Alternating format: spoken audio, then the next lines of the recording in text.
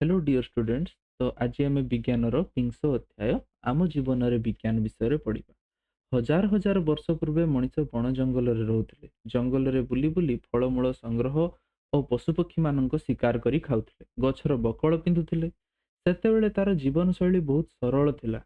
हैला, आवश्यकता मध्य सीमित थिला। जीवन सरल थिबार अर्थ कौन ना, जेतेबेले खाद्य दरकार तो खाद्य शिकार करी खाऊला, संग्रह करी खाऊला। आ जेतेबेले ताकू शोइबार इच्छा होउतला शोइ जाउतला, मन इच्छा बेसी काम नथिला। हैला, एवं से माने बहु कौन निजर केवल आवश्यकता पूरण करिया पई बंचुथिले। सेइथिपई जीवन शैली बहुत सरल थिला। एबेका जीवन केते देख, एबेका जीवन आमे लक्ष्य करिवा। आगुरु कौन करुथिला, मनीष नंगला हेई बुलुथिला। ହେଲା, ପଶୁପକ୍ଷୀ ମାନେ କଣ ପ୍ୟାଣ୍ଟ ସାର୍ଟ ପିନ୍ଧନ୍ତି? ତ ସେମିତି ନଙ୍ଗଳା ହେଇ ବାହାରେ ବୁଲୁଥିଲା। ଏବେ ଦେଖ, ଏବେ ମଣିଷକୁ ଦେଖ କେତେ ପ୍ରକାର ଷ୍ଟାଇଲ ବାହାରିଲାଣି, କେତେ ପ୍ରକାର ବିଭିନ୍ନ ପ୍ରକାର ବସ୍ତ୍ର ପିନ୍ଧି ମଣିଷ ନିଜର କଣ ନିଜର ଲଜ୍ଜା ବଞ୍ଚିବା ପାଇଁ କେତେ ପ୍ରକାର ବସ୍ତ୍ର ପରିଧାନ କରୁଛନ୍ତି। ରହିବା ପାଇଁ ଘର ଅଛି, ଖାଇବା ପାଇଁ ବିଭିନ୍ନ ରକମର ଖାଦ୍ୟ ଅଛି। ବୁଝିଗଲା, ଖାଦ୍ୟପେୟ ଅଛି। ଆଗରୁ କିନ୍ତୁ ସେ କଣ ଖାଉଥିଲା? ଫଳମୂଳ ଯାହା ମିଳୁଥିଲା ସଂଗ୍ରହ କରି ଖାଉଥିଲା, କଞ୍ଚା ମାଂସ ଖାଉଥିଲା, ଲଙ୍ଗଳା ହେଇ ବୁଲୁଥିଲା। ଏବଂ ରହିବା ପାଇଁ କଣ ସ୍ଥାନ ନା, ରହିବା ପାଇଁ ସେଇ ସିଂହ ଗୁମ୍ଫା କି ବାଘ ଗୁମ୍ଫାରେ ରହୁଥିଲେ, ନହେଲେ ଗଛ ମୂଳରେ ସେ ଡାଳ ପତ୍ର ଢାଙ୍କିକି ରହୁଥିଲେ। ବୁଝିଗଲା, ବହୁତ ଅସୁବିଧା ଥିଲା ଆଗ କାଳରେ। ହେଲା, ଅସୁବିଧା କଣ ନା, ଏଇ ଯୋଉ ଭଳିଆ ରହୁଥିଲେ ସେ ରହିବା ପାଇଁ ମାନେ ଭଲ ସମ୍ପୂର୍ଣ୍ଣ ଜାଗା ନଥିଲା। ତେଣୁ ସେଠି କଣ ହଉଥିଲା ନା, ସେଠି ଗୋଟେ ଡର ରହୁଥିଲା କି ପଶୁପକ୍ଷୀ ମାନଙ୍କ ଆକ୍ରମଣର ଡର। ବୁଝି ହଉଛି? ତ ସେତେବେଳେ ଏଇ ସବୁ ଜିନିଷ ହେଇନଥିଲା। ଯେତେବେଳେ ଆସ୍ତେ ଆସ୍ତେ ଜନସଂଖ୍ୟା ବଢିଲେ, ବୁଝିପାରୁଛ, ଯେତେବେଳେ ଆସ୍ତେ ଆସ୍ତେ ଜନସଂଖ୍ୟା ବଢିଲେ, କାଳକ୍ରମରେ ତାଙ୍କର ଯୋଉ ଆବଶ୍ୟକତାଟା ମଧ୍ୟ ବଢିଲା। ଆବଶ୍ୟକତା ବଢିବା ସହିତ ନୂତନ ନୂତନ ସବୁ କଣ ଜିନିଷର ଆବିଷ୍କାର କଲେ, ଯାହା ତାଙ୍କୁ ସାହାଯ୍ୟ କଲା, ଯାହା ତାଙ୍କୁ ଅଗ୍ରଗତିକୁ ନେଇଗଲା, ଯାହା ତାଙ୍କୁ ବିକାଶ କରାଇବା ପାଇଁ ସାହାଯ୍ୟ କଲା। ବୁଝିହଉଛି? ତେଣୁ ସେ ବିଭିନ୍ନ ପ୍ରକାର ଜିନିଷର ଆବଶ୍ୟକତା ଅନୁଭବ କଲା। କେତେବେଳେ ନା, ଜନସଂଖ୍ୟା ବୃଦ୍ଧି ସହିତ ସେଗୁଡିକ ପୂରଣ କରିବାକୁ ଚେଷ୍ଟା କଲା। ଆସ୍ତେ ଆସ୍ତେ ନିଜର ଜ୍ଞାନ ଏବଂ ଅଭିଜ୍ଞତାକୁ ପ୍ରୟୋଗ କରି ଉନ୍ନତ ମାନର ଜିନିଷ ପ୍ରସ୍ତୁତ କଲା। ନୂଆ ନୂଆ ଜିନିଷର ଉଦ୍ଭାବନ କରି ନିଜର ଜୀବନ ଧାରଣ ଶୈଳୀରେ ପରିବର୍ତ୍ତନ ଆଣିଲା। ଆଜିର ମଣିଷ ସେ ସମସ୍ତ କ୍ଷେତ୍ରର ଚରମ ଉତ୍କର୍ଷ ଦେଖାଇଛି ଏବଂ ଆହୁରି ମଧ୍ୟ ବିକାଶ କରୁଛି। ବହୁ ବିସ୍ମୟକର ଜିନିଷ ପ୍ରସ୍ତୁତି କରିଛି। ମଣିଷର ବିଭିନ୍ନ ଉଦ୍ଭାବନକୁ ମଧ୍ୟ କେତୋଟି ନିମ୍ନରେ ଦିଆଯାଇଛି। ସେଗୁଡିକ ମଣିଷ ବ୍ୟବହାର କରି ସହଜ ଓ ସୁଖ ସ୍ୱଚ୍ଛନ୍ଦରେ ଜୀବନ ଯାପନ କରିପାରୁଛନ୍ତି। ଏହା କେବଳ ବିଜ୍ଞାନର ଉନ୍ନତି ପାଇଁ ହୋଇପାରିଛି। ଇଏ ଗଲା ଆମର ଇଣ୍ଟ୍ରୋଡକ୍ସନ। ହେଲା, ଆମେ ଏବେ ଦେଖିବା ଯେ ଆକ୍ଚୁଆଲି ଷ୍ଟୋରିଟା କଣ, କେମିତି ଗତି କଲେ। ମୁଁ କେତେଟା ଷ୍ଟୋରି କହୁଛି, ଆଖି ବନ୍ଦ କରିକି ଇମାଜିନ କର। ହେଲା, ଦେଖ କେତୋଟି ମୂଲ୍ୟବାନ ଆବିଷ୍କାର ବିଷୟରେ ମୁଁ ତୁମକୁ କହୁଛି, ଲକ୍ଷ୍ୟ ଦବ। ହେଲା, ଭଲସେ ଆଖି ବନ୍ଦ କର, ଗପ କହୁଛି ଶୁଣ। हजार हजार वर्ष पूर्वे ଯେତେବେଳେ ମଣିଷ ବଣରେ ରହୁଥିଲା ନା, ସେତେବେଳେ ସେ କଣ ଖାଉଥିଲା? କଞ୍ଚା ମାଂସ ଖାଉଥିଲା। ପ୍ରାଣୀ ମାନଙ୍କର କଞ୍ଚା ମାଂସ ସବୁ ଖାଉଥିଲା, ଫଳମୂଳ ସଂଗ୍ରହ କରି ଖାଉଥିଲା। ତ ନିଆଁର ଆବିଷ୍କାରଟା ତା ପାଇଁ ଥିଲା ବରଦାନ ଭଳି। ହେଲା, ନିଆଁର ଆବିଷ୍କାର କେମିତି ହେଲା ସେ ବିଷୟରେ ଜାଣିବା। ନା, ଥରେ ମଣିଷ, ହେଲା, ରହିଥିଲା। କୋଉଠି ରହିଥିଲା ନା, ତା ଘରେ ରହିଥିଲା। ବିଜୁ ମାରିଲା। ହେଲା, ବିଜୁ ମାରିବା ଫଳରେ ନିଆଁ ଲାଗିଗଲା। ଜଙ୍ଗଲରେ ନିଆଁ ଲାଗିଲା। ଯେତେବେଳେ ଜଙ୍ଗଲରେ ନିଆଁ ଲାଗିଲା, ପଶୁ ପକ୍ଷୀ ମାନେ ଜଳିକି ମରିଗଲେ। ତ ସେତେବେଳେ ଇଏ ତ ପଳେଇ ଆସିଥିବ ନା ସେ ଜାଗା ଛାଡିକି। ମଣିଷ ବୁଦ୍ଧିମାନ, ହେଲା, ସେ ଜାଗା ଛାଡିକି ପଳେଇ ଆସିଥିବ। ତାପରେ ଯେତେବେଳେ ସେ ଜାଗାକୁ ଯାଇକି କଣ କଲା ନା, ଦେଖିଲା ଯେ ସେଠି କଣ ହେଇଛି। ତ ସେ ପାଇଲା କଣ ନା, ମାଗଣା ଖାଦ୍ୟ। ହେଲା, ଯୋଉ ପଶୁ ପକ୍ଷୀ ମାନେ ପୋଡିକି ମରି ଯାଇଛନ୍ତି, ସେଗୁଡା ଆଉ କଣ, ସେଗୁଡା ସେ ପାଇଲା ମାଗଣାରେ। ତ ସେଇଗୁଡା ଖାଇଲା। ଯେତେବେଳେ ଖାଇଲା, ତାକୁ କଞ୍ଚା ମାଂସ ଠାରୁ ପୋଡା ମାଂସର ସ୍ଵାଦ ଭଲ ଲାଗିଲା। ବହୁତ ଭଲ, ମାନେ ଡିଫରେନ୍ସ ତ ଥିବ ନା, ବୁଝିପାରୁଛ? ପାର୍ଥକ୍ୟ ଥିବ ନିହାତି କଞ୍ଚା ମାଂସ ଠାରୁ ପୋଡା ମାଂସରେ। ତ ସେ ଯେତେବେଳେ ଖାଇଲା, ତା ପାଟିକୁ ଭଲ ଲାଗିଲା। ନିଆଁଟା ସେ କିପରି ନିଜେ ଲଗେଇ ପାରିବ, ସେଥିପାଇଁ ସେ ଚେଷ୍ଟା କଲା ନିଆଁଟା କେମିତି ନିଜେ ତିଆରି କରିବ। ତ ସେଥିପାଇଁ ସେ ଥରେ ଜଙ୍ଗଲରେ ବୁଲିବା ସମୟରେ ଦେଖିଲା ଯେ ଯେତେବେଳେ ପବନ ହଉଛି ଜୋରସେ, ଗଛର ଡାଳ ଡାଳ ଘଷି, ହେଲା, ସେଥିରୁ ଧୂଆଁ ବାହାରିଲା। ଆଉ କାଳକ୍ରମେ କଣ ସମୟ ବିତିବା ସହ ମାନେ ଧୀରେ ଧୀରେ ଧୀରେ ଧୀରେ ଧୀରେ ଧୀରେ ଏମିତି ଧୂଆଁ ବାହାରିକି ନିଆଁ ଲାଗିଲା। ସେତେବେଳେ ସେ ଦେଖିଲା ଯେ କାଠରୁ କାଠ ଯେତେବେଳେ ଶୁଖିଲା କାଠରେ ଶୁଖିଲା କାଠ ଘଷିବାରୁ ନିଆଁ ବାହାରୁଛି। ତାପରେ ସେ କାଠ ଘଷିଲା।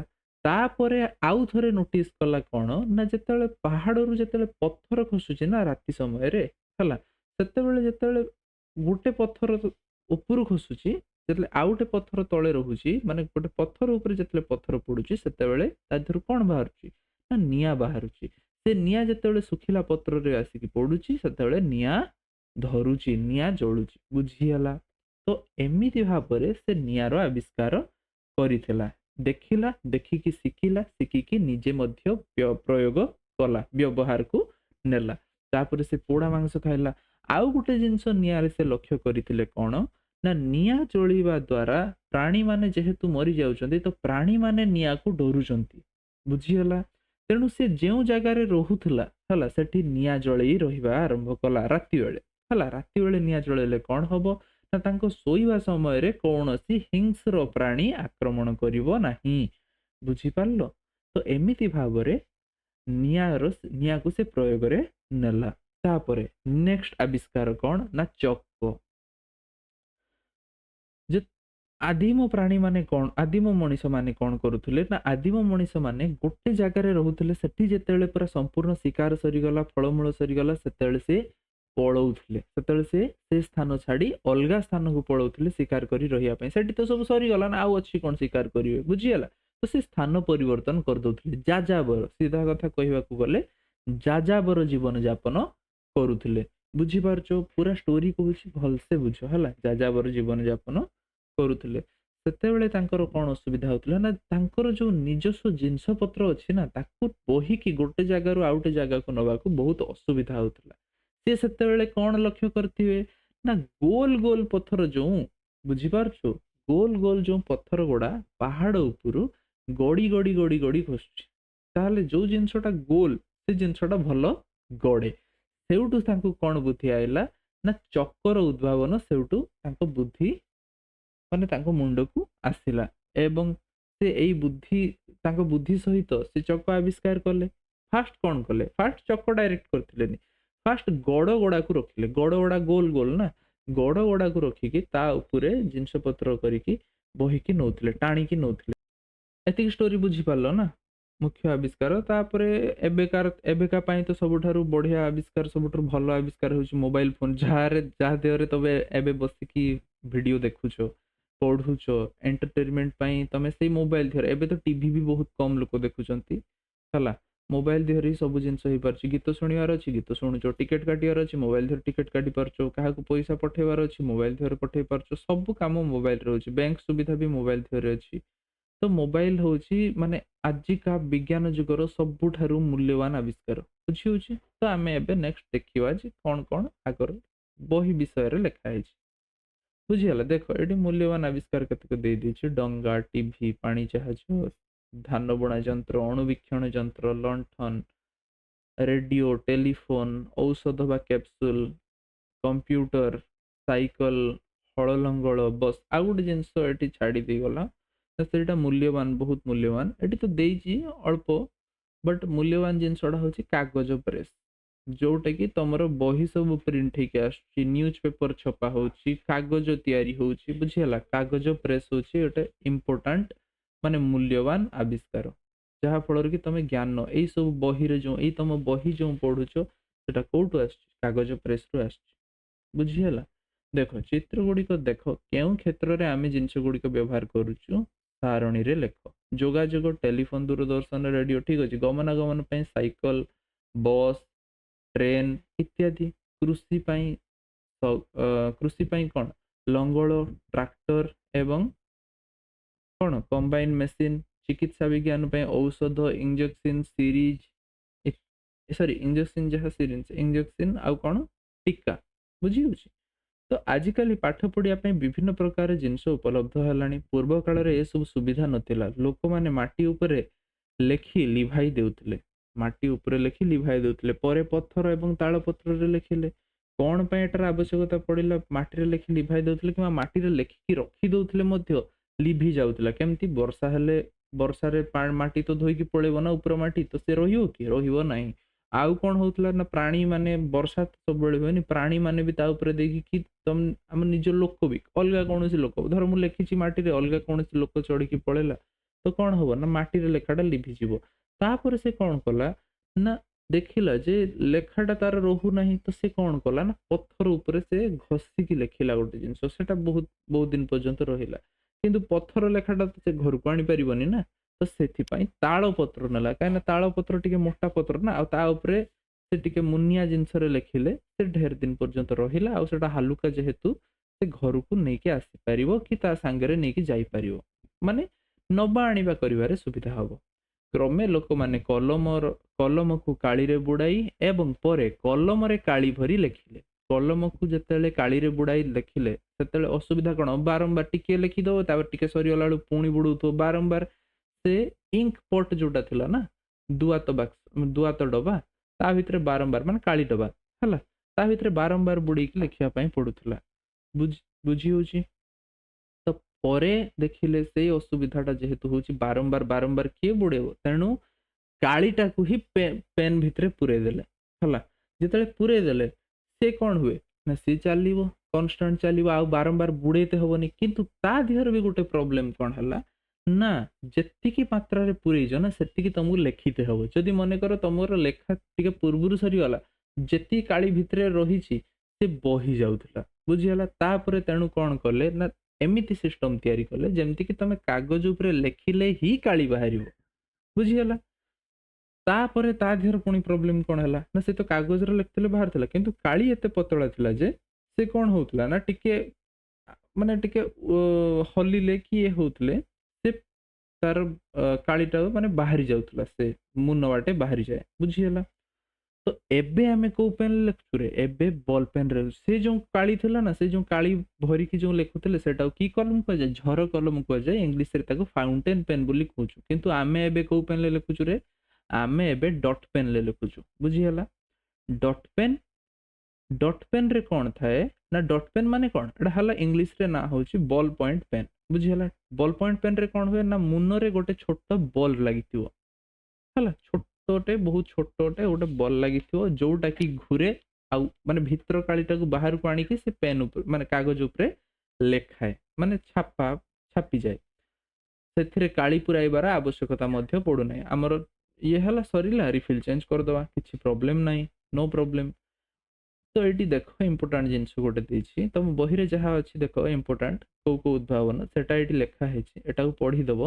ଆଉ କେତେକ ନାଁ ମଧ୍ୟ ମୁଁ ଗୋଟେ ତିଆରି କରିଛି ହେଲା, ଏଇ ଜିନିଷଟାକୁ ଆମେ ଦେଖିବା ହେଲା।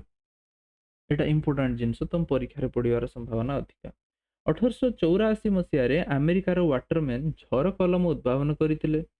ବଲ୍ ପେନ୍ର ଧାରଣା ପ୍ରଥମେ ଆମେରିକାର ଜନ୍ ଲାଉଡ୍ 1888ରେ ଦେଇଥିଲେ, ବୁଝିହେଲା। ତ ତୁମେ କେଉଁ କେଉଁ ସ୍ଥାନରେ ପଥରରେ ଲେଖି ହେବାର ଦେଖିଛ?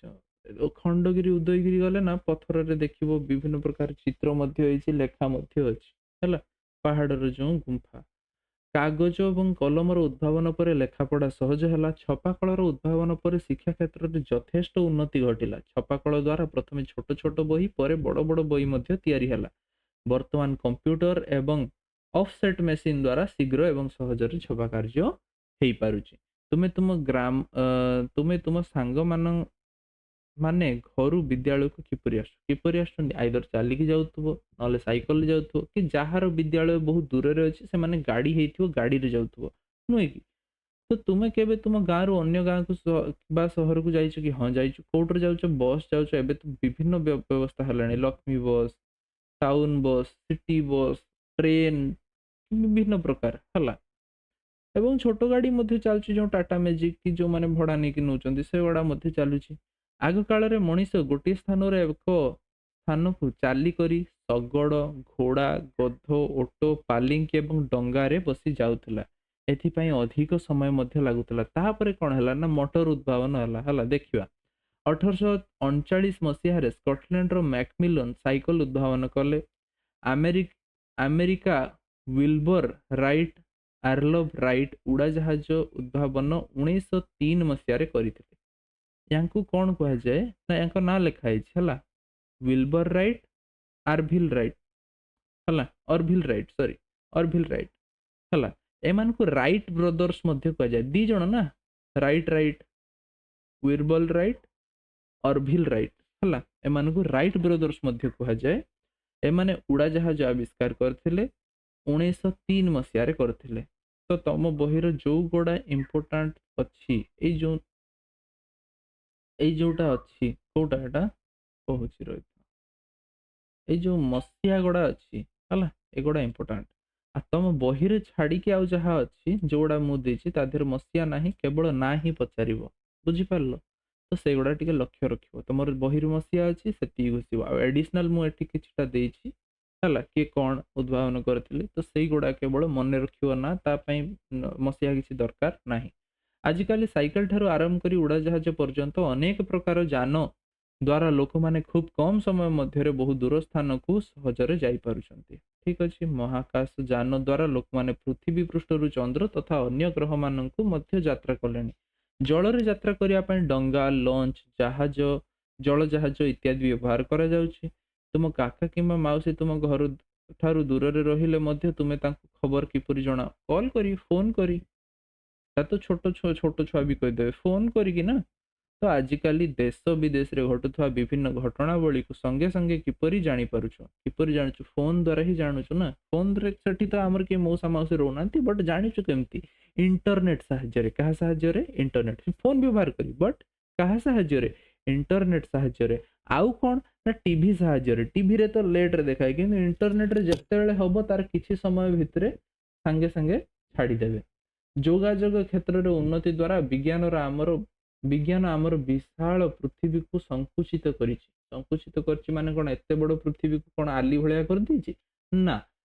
ता माने आगुरु बहुत बड़ लागुथला पृथ्वी क्योंकि आगुरु बहुत बड़ माने कोन पृथ्वी दी तीनटा पृथ्वी कोन मिसिक थिला ना।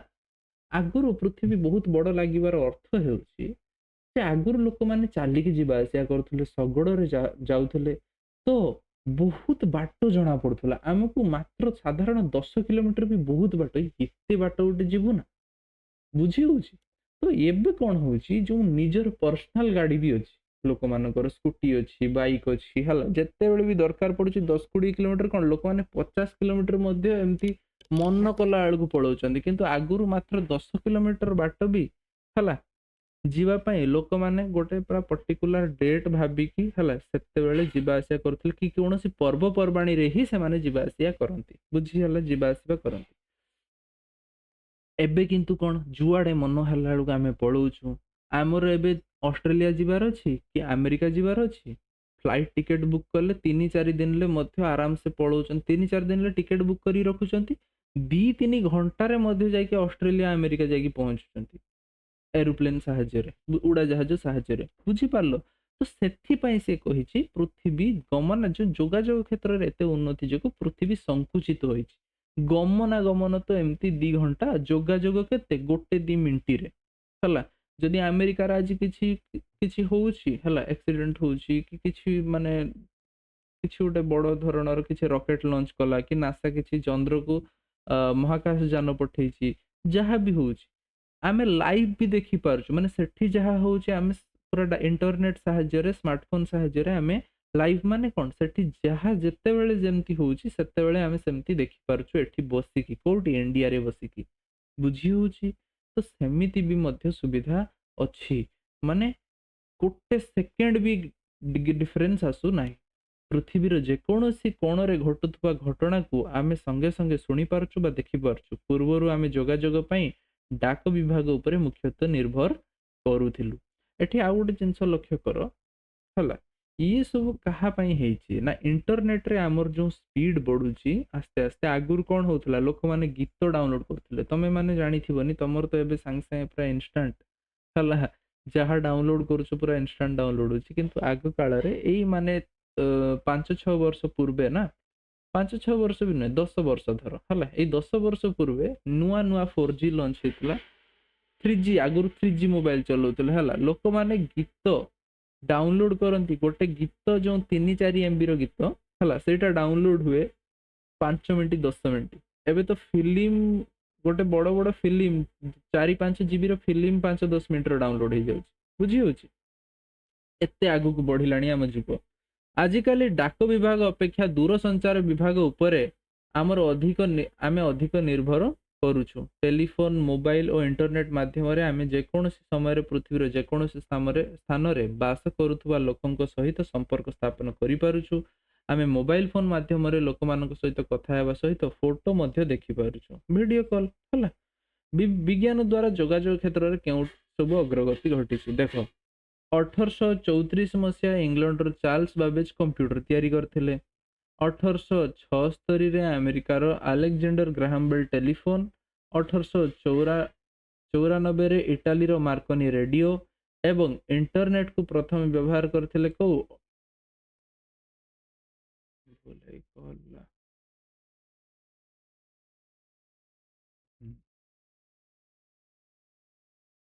1969 ଆମେରିକାରେ ଆରମ୍ଭ ହୋଇଥିଲା ଇଣ୍ଟରନେଟ ହେଲା।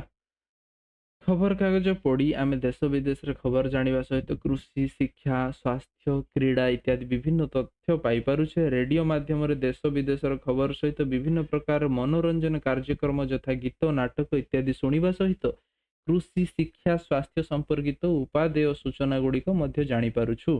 ଟିଭି ମାଧ୍ୟମରେ ଆମେ ପୃଥିବୀର ପ୍ରତ୍ୟେକ ସ୍ଥାନର ସମ୍ବାଦ ଜାଣିବା ସଙ୍ଗେ ସଙ୍ଗେ ବିଭିନ୍ନ ପ୍ରକାର ମନୋରଞ୍ଜନ, ଶିକ୍ଷା ସମ୍ପର୍କିତ କାର୍ଯ୍ୟକ୍ରମକୁ ଦେଖିପାରୁଛୁ। ପୃଥିବୀର ବିଭିନ୍ନ ପ୍ରାନ୍ତରେ ଘଟୁଥିବା ଘଟଣାର ସିଧା ପ୍ରସାରଣ ଆମେ ଟିଭିରେ ଦେଖିପାରୁଛୁ। ବୁଝି ହଉଛି ଟିଭି ମାଧ୍ୟମରେ ଆମେ ପୃଥିବୀର ପ୍ରତ୍ୟେକ ସ୍ଥାନ ସମ୍ବାଦ ଜାଣିବା ସଙ୍ଗେ ସଙ୍ଗେ ବିଭିନ୍ନ ପ୍ରକାର ମନୋରଞ୍ଜନ, ଶିକ୍ଷା ସମ୍ପର୍କିତ କାର୍ଯ୍ୟକ୍ରମକୁ ଦେଖିପାରୁଛୁ। ପୃଥିବୀର ବିଭିନ୍ନ ପ୍ରାନ୍ତରେ ଘଟୁଥିବା ଘଟଣାର ସିଧା ପ୍ରସାରଣ ଆମେ ଟିଭିରେ ଦେଖିପାରୁଛୁ। ଶିକ୍ଷା, ସ୍ୱାସ୍ଥ୍ୟ, ବାଣିଜ୍ୟ, ପାଣିପାଗ ସୂଚନା, ରେଳ ସେବା, ସମ୍ବାଦ ପରିବେଷଣ, ବିଭିନ୍ନ ଅଫିସ କାର୍ଯ୍ୟ, ବ୍ୟାଙ୍କ ସେବା ଇତ୍ୟାଦି ବିଭିନ୍ନ କାର୍ଯ୍ୟ କମ୍ପ୍ୟୁଟର ଦ୍ୱାରା ଖୁବ୍ କମ ସମୟ ମଧ୍ୟରେ ନିର୍ଭୁଲ ଭାବରେ ହୋଇପାରୁଛି। ଆଜିକାଲି କମ୍ପ୍ୟୁଟର ଫୋନରେ ମଧ୍ୟ କରିପାରୁଛନ୍ତି। ସ୍ୱାସ୍ଥ୍ୟ, ଶିକ୍ଷା, ବାଣିଜ୍ୟ, ସମ୍ବାଦ, ବିଭିନ୍ନ ଅଫିସ କାର୍ଯ୍ୟ ଫୋନରେ ବି ହେଇପାରୁଛି ହେଲା। ତ କେତେ ମାନେ ସହଜ ହେଲାଣି ଦେଖ। କମ୍ପ୍ୟୁଟରରେ ତ ଗୋଟେ ଜାଗାରେ ଯାଇକି ବସତେ ହବ, ଯୋଉ ଜାଗାରେ କମ୍ପ୍ୟୁଟର ଅଛି ତାପରେ ସେଠି ଖୋଲ, କାମ କର। କିନ୍ତୁ ମୋବାଇଲ ତ ସବୁବେଳେ ଅନ୍ ନା, ଖାଲି ଫିଙ୍ଗର ପ୍ରିଣ୍ଟ ଦିଅ କିମ୍ବା ଯାହାର ଫିଙ୍ଗର ପ୍ରିଣ୍ଟ ନାହିଁ ପାସୱାର୍ଡ ଦିଅ, ଅନ୍ ହେଲା, ଇଣ୍ଟରନେଟକୁ ଯାଅ, ସେଠି କାମ କମ୍ପ୍ଲିଟ କର। ପ୍ରିଣ୍ଟ ଆଉଟ ଯାହା ବି କାଢିବା କଥା ତମ ଅଫିସକୁ ପଠେଇ ଦିଅ, ସେଠି କାଢିଦେବେ। ତମେ ଏଠି କିନ୍ତୁ କାମଟା କମ୍ପ୍ଲିଟ କରିଦେଲ, ବୁଝିହେଲା। ଏହା ସାହାଯ୍ୟରେ ବିଭିନ୍ନ ବିଷୟରେ ତଥ୍ୟ ଜାଣିବା ତଥା ପୃଥିବୀର ଯେକୌଣସି ସଂସ୍ଥା ଓ ବ୍ୟକ୍ତି ବିଶେଷଙ୍କ ସହ ସମ୍ପର୍କ ସ୍ଥାପନ ହୋଇପାରୁଛି। ତୁମ ଘରେ କିମ୍ବା ବିଦ୍ୟାଳୟରେ ଥିବା ଜିନିଷ ଗୁଡ଼ିକ ମଧ୍ୟରୁ କେଉଁଠି ବିଦ୍ୟୁତ ଦ୍ୱାରା ଚାଲୁଛି? ଫ୍ୟାନ୍, ଲାଇଟ୍ ମୁଖ୍ୟ ହେଲା। ଫ୍ୟାନ୍, ଲାଇଟ୍ ମୁଖ୍ୟ। ଆଉ ଏଡିସନାଲ କଣ କଣ ହଉଛି ନା, ମନେକର ଟିଭି ଚାଲୁଛି ତମ ଘରେ ହେଲା। ଟିଭି, ଫ୍ରିଜ, ରେଫ୍ରିଜରେଟର ଯୋଉଟା, ଟିଭି, ଫ୍ରିଜ, ତମର ଯୋଉ ଥଣ୍ଡା ପାଣି ପିଇବା ପାଇଁ ତମ ସ୍କୁଲରେ ଯଦି ଅଛି ସେଟା ବି ଚାଲୁଛି ବିଦ୍ୟୁତ ଦ୍ୱାରା। ଆଉ କଣ ଚାଲୁଛି କୁହ? ମୋବାଇଲ ଫୋନ ମଧ୍ୟ ବିଦ୍ୟୁତ ଦ୍ୱାରା ଚାଲୁଛି। ଡାଇରେକ୍ଟ ବିଦ୍ୟୁତ ଦ୍ୱାରା ଚାଲୁନି, କିନ୍ତୁ ତା ବ୍ୟାଟେରୀ ଚାର୍ଜ କରିବା ପାଇଁ ଆମେ ଚାର୍ଜର ଲଗାଉଛୁ ନା, ବୁଝିଗଲା। ତ ଏମିତି ଭାବରେ ବିଦ୍ୟୁତ ଦ୍ୱାରା ଆମର ବହୁତ କିଛି ଜିନିଷ ହଉଛି। ଗ୍ରାଇଣ୍ଡର ଇତ୍ୟାଦି ଏମିତି କଲେ ବହୁତ ଉଦାହରଣ ବାହାରିବ ହେଲା। ବିଦ୍ୟୁତ ଶକ୍ତି ଦ୍ୱାରା ଆଉ କେଉଁ ସବୁ ଜିନିଷ ଚାଲୁଥିବାର ତୁମେ ଜାଣିଛ? ବିଦ୍ୟୁତ ଶକ୍ତି ଦ୍ୱାରା ଆମକୁ ଜଣା ଅଛି ଯେ ରେଲୱେ ଚାଲେ, ମାନେ ରେଳ ହେଲା, ରେଳଗାଡି ଚାଲେ ଆମର ବିଦ୍ୟୁତ ଦ୍ୱାରା। ଆଉ କଣ ବିଦ୍ୟୁତ ଦ୍ୱାରା ଚାଲେ? ବିଦ୍ୟୁତ ଦ୍ୱାରା ଏବେ ତ ଇଲେକ୍ଟ୍ରିକ ସ୍କୁଟି ଆସିଗଲାଣି, ଗାଡି ଆସିଗଲାଣି, ବୁଝିଗଲା। ଇତ୍ୟାଦି ବିଭିନ୍ନ ପ୍ରକାର ଜିନିଷ ବିଦ୍ୟୁତ ଦ୍ୱାରା ଚାଲେ। ବିଦ୍ୟୁତ ଶକ୍ତି ଦ୍ୱାରା ଆମର କେଉଁ ସବୁ ସୁବିଧା ହୋଇଛି? ଆମର ଦେଖ, ବିଦ୍ୟୁତ ଦ୍ୱାରା ଆମର ଗମନାଗମନରେ ବି ସୁବିଧା ହେଇଛି। ଆମ ଏ ଯୋଉ କମ୍ପ୍ୟୁଟରଟା ବି ବିଦ୍ୟୁତରେ ଚାଲୁଛି, ସେଟାରେ କଣ ବିଭିନ୍ନ ପ୍ରକାର କାମ ଦେଲା ନା ଉପରେ ସେମ୍ ଜିନିଷ ଅଛି ହେଲା। ବିଦ୍ୟୁତ ଶକ୍ତି ଦ୍ୱାରା ଗଲା ଏଟା 1880 ମସିହାରେ ଇଂଲଣ୍ଡର ଜୋସେଫ ସ୍ୱାନ ଆମେରିକାର ଥମସ ଏଡିସନ ବିଜୁଳି ବତୀ ଉଦ୍ଭାବନ କରିଥିଲେ ହେଲା। ଆମେରିକାର ଜାକୋବ ପାର୍କିନ୍ସ ହେଲା 1834ରେ ପ୍ରଥମେ ରେଫ୍ରିଜରେଟର ଯନ୍ତ୍ର ତିଆରି କରିଥିଲେ। ପୂର୍ବରୁ ଲୋକମାନେ ରାତିରେ କାଠ, ମହମବତୀ, ଲଣ୍ଠନ, ଏଟା ମୁଁ କହିସାରିଛି ଷ୍ଟୋରିରେ, ଲଣ୍ଠନ ଆଦି ଜାଳି ଆଲୋକ ପାଉଥିଲେ। ଆଜିକାଲି ଘର, ରାସ୍ତା, କଳକାରଖାନା ଇତ୍ୟାଦି ଆଲୋକିତ କରିବା ପାଇଁ ବିଦ୍ୟୁତ ଶକ୍ତି ବ୍ୟବହାର କରାଯାଉଛି ଲାଇଟ୍ ଲଗେଇକି। ପନିପରିବା, ଫଳ, ମାଛ ଇତ୍ୟାଦିକୁ ଅନେକ ଦିନ ସତେଜ ରଖିବା ପାଇଁ ରେଫ୍ରିଜରେଟର ବ୍ୟବହାର କରାଯାଉଛି। ବିଦ୍ୟୁତ ଶକ୍ତିରେ ଚାଳିତ ଶୀତତାପ ନିୟନ୍ତ୍ରକକୁ ଶୀତତାପ ନିୟନ୍ତ୍ରଣ ଯନ୍ତ୍ର ଘର, ଅଫିସ, କଳକାରଖାନା, ଯାନବାହନ ଗୁଡ଼ିକରେ ଲଗାଯାଉଛି। ଖରାଦିନେ ଘରକୁ ଥଣ୍ଡା କରାଯାଉଛି। एसी कथा कहुई शीतताप नियंत्रक यंत्र एटा हला एसी बुझीगला। विद्युत शक्ति को व्यवहार करी लुगा सफा करवा, वाशिंग मशीन सफा लुगा को इस्त्री करवा, आयरन, मसला बाटिवा, ग्राइंडर सुविधा एवं कम समय रे होई पारुछि। कृषि क्षेत्र रे उन्नति पाई विज्ञान कौन सब करिछि देख, हल करिया पाई ट्रैक्टर, धान बुणिया पाई धान बुणा यंत्र, मंजी लगाइबा पाई कंबाइन का मंजी सीविंग मशीन सब अछि हला, सोइंग मशीन सॉरी, धान तली रोइबा पाई तली रुआ यंत्र, धान एवं गहम अमल करिया पाई अमल यंत्र, रोग पोकरु रक्षा करिया पाई पोकमरा यंत्र इत्यादि व्यवहार करा जाउछि। एथि सहित विभिन्न फसलर अमल बढ़ाइबा पाई अनेक किसमर अधिक अमलक्षम बिहन, रासायनिक सार एवं पोकमरा औषध प्रयोग करा जाउछि। ए जो अमलक्षम बिहन त माने कोन रे ना देख, बिहन आमे नॉर्मल मंजी बुणीबा हला, जेमती गछ थिला सेमती गछ उठिबो, किंतु जदि आमे नहीं कि सेटा कृषि जो गवेषणा अच्छी ना, कृषि गवेषणागार सेठी से माने कौन करती, तांको काम हला गोटे मंजी को हला केमिति ताकू आमे विकसित करिबा, जहा फल रे कि से माने काम देख केमिति आमे विकसित करिबा से मंजी को, जहा फल रे कि से मंजीटा जेतिकी गछ दउतला ता तुलना रे अधिका फल दव। ता माने जदि मने करो गोटे धान पेंथारे 50टा धान बाहरतला, एबे ता देहरे केतरा बाहरियो 80 रु 90टा धान बाहरियो। बुझी होची ना बुझी होनी, सिंपली बुझिया ପାଇଁ चेष्टा करो हला। बुझी पारलोनी देख, गोटे धान जेतेबेले तमे धान गछरे धान हुए, गोटे धान केंदारे केतटा धान बाहरे, माने करो तमे गोटे गोटे छिंडे की गणिलो, देखो पर्टिकुलर तो 50टा बाहरियोनी, किंतु जदि सेम किसमर धान लगेइथिबो हला, ताहले सेही 50टा रु 40टा बाहरियो। किंतु ताकू जदि ए वैज्ञानिक माने जदि उन्नति माने विकसित करौचंती ना, ता देहर केते द्विगुणित धान बाहरिवार संभावना अछि। माने जोडी 40टा कि 50टा बाहरतले सेठी 80टा रु 100टा माने कौन चाउल बाहरिबो। चाउल बुझी पारलो तो, धान माने बुझी पारलो, चाउल बुझी पारलो तो, धान भांगी सारला पर चाउल बाहरिबो। सेठी विकसित हला ना, तुमको 80-90टा कोन हो, अरे गोटे गछरे एतिकी जेतेले पूरा चाष हेई सारिबो, पूरा अमल हेई सारिबो, सेतेले बेसी बाहरिबो ना। जोडी 5 बस्ता धान बाहरतला सेठी 8-9 बस्ता धान बाहरिबो। बुझी पारछो तो एमिति अधिक अमलक्षम बिहन बुझीगला। नदी बंध योजना करा जाई, केनाल द्वारा जलसेचन करा जाउछि। विभिन्न स्थान रे गभीर नलकूप खनन करा जाई, मोटर पंप साहाय्य रे मध्य जलसेचनर व्यवस्था हेउछि। नेक्स्ट एई सब जिंस देछि, एटा बटिका, थर्मोस्कोप सॉरी स्टेथोस्कोप, सिरिंज, अणुवीक्षण यंत्र, रक्तचाप मानक यंत्र, एटा कौन हुए जो प्रेशर कमी गले ये कले एटा व्यवहार करते ना, ज्वर हेइथिबो, ज्वर हेले एटा व्यवहार करते, थर्मोमीटर हला। चित्र रे कौन सब जिंस देखुछ लेख, लेखा हेइछ आउ पुणी कौन लिखिबा।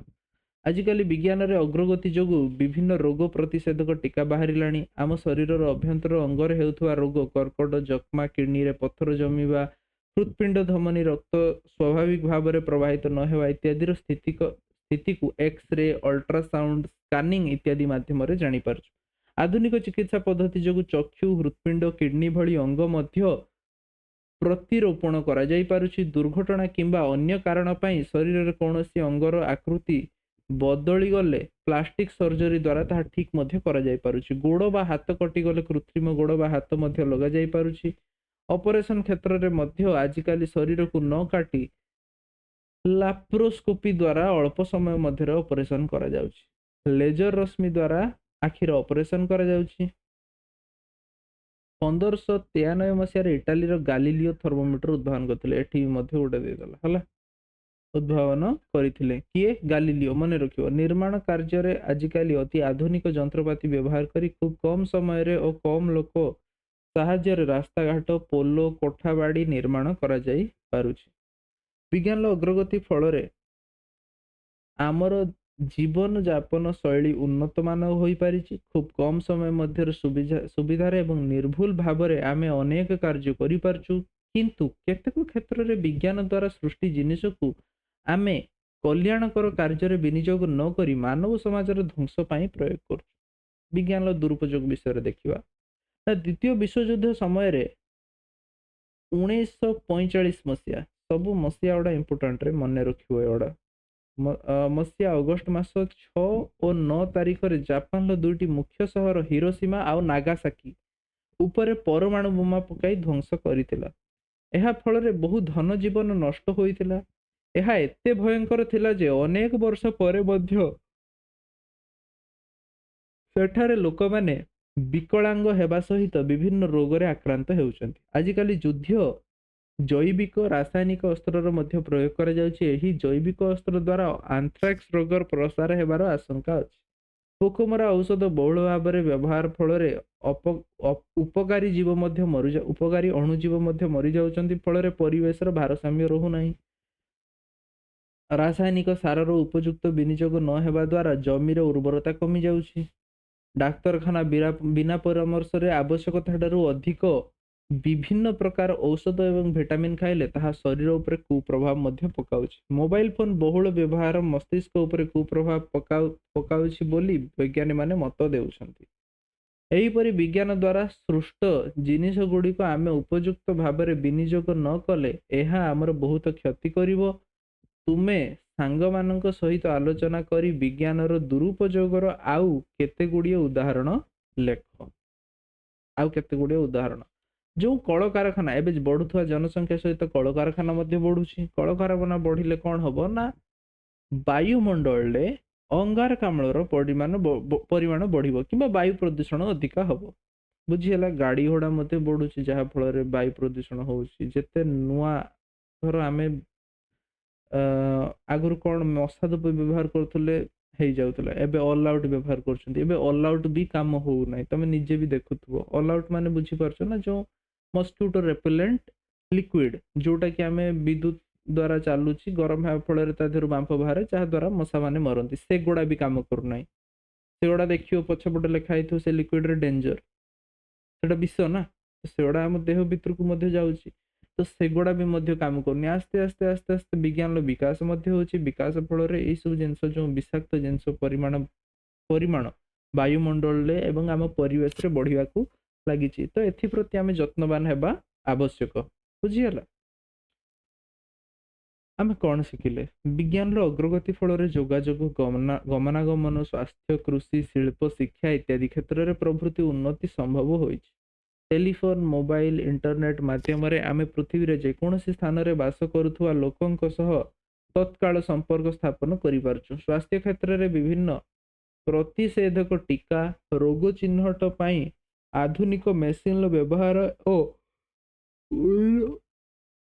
ଉନ୍ନତ ମାନର ଅପରେସନ କୌଶଳ ଯୋଗୁଁ ଅନେକ ଜଟିଳ ରୋଗର ମଧ୍ୟ ଚିକିତ୍ସା ସମ୍ଭବ ହେଉଛି। ଆଜିକାଲି ବସ୍, ଟ୍ରେନ, ଉଡାଜାହାଜ ଦ୍ୱାରା ଲୋକମାନେ ସୁବିଧା ଏବଂ ଶୀଘ୍ରରେ ଗୋଟିଏ ସ୍ଥାନରୁ ଅନ୍ୟ ସ୍ଥାନକୁ ଯାଇପାରୁଛନ୍ତି। ବିଜ୍ଞାନ ଦ୍ୱାରା ସୃଷ୍ଟି ଜିନିଷକୁ ଆମେ କଲ୍ୟାଣକର କାର୍ଯ୍ୟରେ ବିନିଯୋଗ କରିବା ଉଚିତ।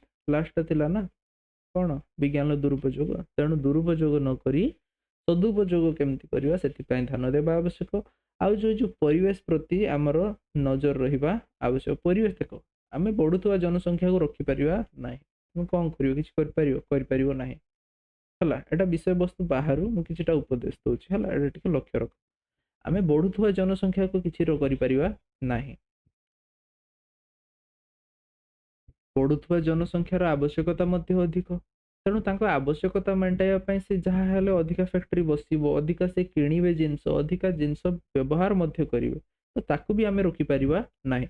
ଆମେ କଣ କରିପାରିବା? ତେଣୁ ପ୍ରଦୂଷଣ ତ ହବ, ପ୍ରଦୂଷଣ ସ୍ତର ବଢିବ, କିନ୍ତୁ ପ୍ରଦୂଷଣକୁ କମେଇବା ପାଇଁ କେବଳ ଗୋଟିଏ ଉପାୟ, ଆଉ ଯୋଉଟା କି ସମସ୍ତେ କରିପାରିବେ, ହେଲା, ସେଟା ହଉଛି ବୃକ୍ଷରୋପଣ। ବୃକ୍ଷରୋପଣ ଦ୍ୱାରା କଣ ହୁଏ ନା, ବୃକ୍ଷରୋପଣ ଦ୍ୱାରା ହୁଏ କଣ, ଏଟା ଏଡିସନାଲ କହୁଛି, ବିଷୟରେ ନାହିଁ, ଏ ବିଷୟରେ ନାହିଁ। ଆମେ ପ୍ରଦୂଷଣକୁ କିପରି ରୋକିପାରିବା ସେଥିପାଇଁ କେତେଟା ଉପଦେଶ ମୁଁ ଦଉଛି। ହେଲା, କେବଳ ବୃକ୍ଷରୋପଣ ଦ୍ୱାରା ଆମର ଫାଇଦାଟା କଣ ହଉଛି ଦେଖ। ବୃକ୍ଷରୋପଣ କଲେ ତମେ ତମ ବାଡିରେ ଗଛ ଲଗେଇଲ, ହେଲା, ଯଦି ଫାଙ୍କା ଅଛି ତ ଗଛ ଲଗେଇଲ। ଗଛ ଲଗେଇଲେ ହବ କଣ? ଗୋଟେ ଫଳ ଗଛ ଲଗାଅ। ଫଳ ଗଛ ଲଗେଇଲେ ସେ ତମେ ଫଳ ଦବ, ଫାଷ୍ଟ ଜିନିଷ। ଏବଂ କଣ କରିବ? ଗଛ କଣ କରେନି, ନିଜର ଖାଦ୍ୟ ପ୍ରସ୍ତୁତି ସମୟରେ ବାୟୁମଣ୍ଡଳରୁ ଅଙ୍ଗାରକାମ୍ଳ ଗ୍ୟାସ ନେଇ ଅମ୍ଳଜାନ ଛାଡେ। ତାମାନେ ଅଙ୍ଗାରକାମ୍ଳ କମେଇଲା, ଅମ୍ଳଜାନ ମଧ୍ୟ ବଢେଇଲା, ଯୋଉଟା ସବୁ ପ୍ରାଣୀ ମାନଙ୍କର ଦରକାର। ମୋଷ୍ଟ ଇମ୍ପୋର୍ଟାଣ୍ଟ ଜିନିଷ, ଯୋଉଟା କି ଆମେ ପ୍ରଶ୍ୱାସରେ ଗ୍ରହଣ କରୁ ଆଉ ଛାଡୁ। ଆମର ନିଶ୍ୱାସ ପ୍ରଶ୍ୱାସ କିଛି ସମୟ ବନ୍ଦ ହେଲେ ଆମେ ଅଣନିଶ୍ୱାସ ଲାଗେ ନା, ବୁଝିଗଲା?